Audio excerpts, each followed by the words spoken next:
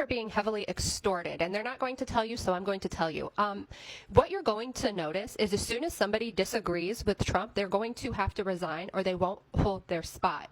And I think a lot of people think it's just through sheer intimidation, but it's actually a literal financial and psychological abuse through the WinRed network. So one of the important things I said before was that WinRed is a for-profit, and that one of its founding bodies is a group of Donald Trump's political action committees, and they're all joint fundraising committees.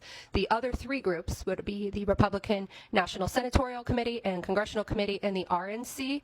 And so they have created a lattice network. Every single email you get, and I can prove this, whether you think it's for Donald Trump or whether you think it is from a specific candidate. For example, I am still on the daily getting Elise Stefanik fundraising emails, even though she's not running for office. And so every email that you get, if you scroll down to the bottom, you will see at least a portion also goes to one of Trump's joint fundraising committees, okay?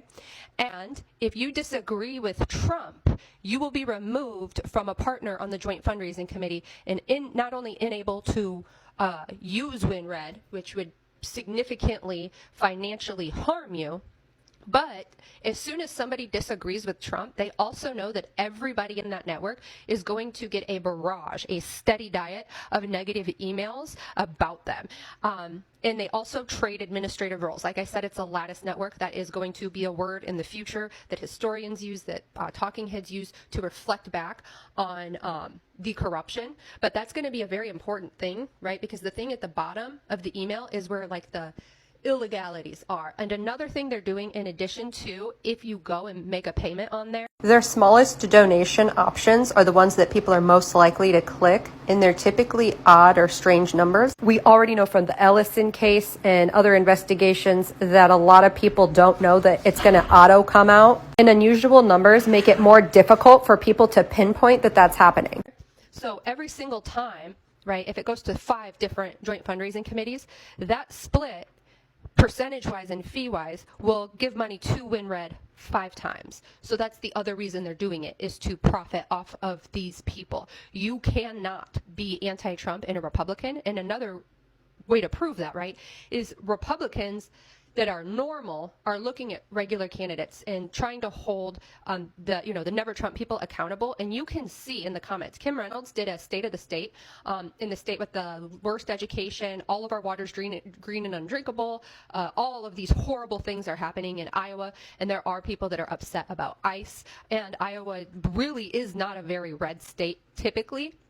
Every single comment they get is negative, but they refuse to go off of the talking points. Additionally, within this network, because of course the conglomerate up top is Heritage Foundation, they always have talking points, right? That's how they send these emails out. Everybody in Congress, the Senate, governor that wants to be in this administration or be able to use WinRed is also being told exactly what to post on social media. If you don't believe me, just look at the day and the time. No matter how ridiculous something is, like, I don't know, Renee Good being shot in the fucking face, they will take the same position and they will do so immediately. So this is scary, and this is something that we do have to contend with, and I'm talking about this separate because in the indictment I'm going to write out exactly who set this up and why it is that way. But I do need people to know that as a standalone. And this also significantly alters certain things like citizens, etc., and what we could do to write legislation so something like this doesn't happen again, but also because there are laws very overtly being broken. I do suspect at some point a Republican is going to come out and explain this. I don't know why they haven't. Probably out of fear, but somebody like Marjorie Taylor Greene that's already resigned, I hope that they, or maybe a Republican that tries to run but isn't 100% Trump, will say something.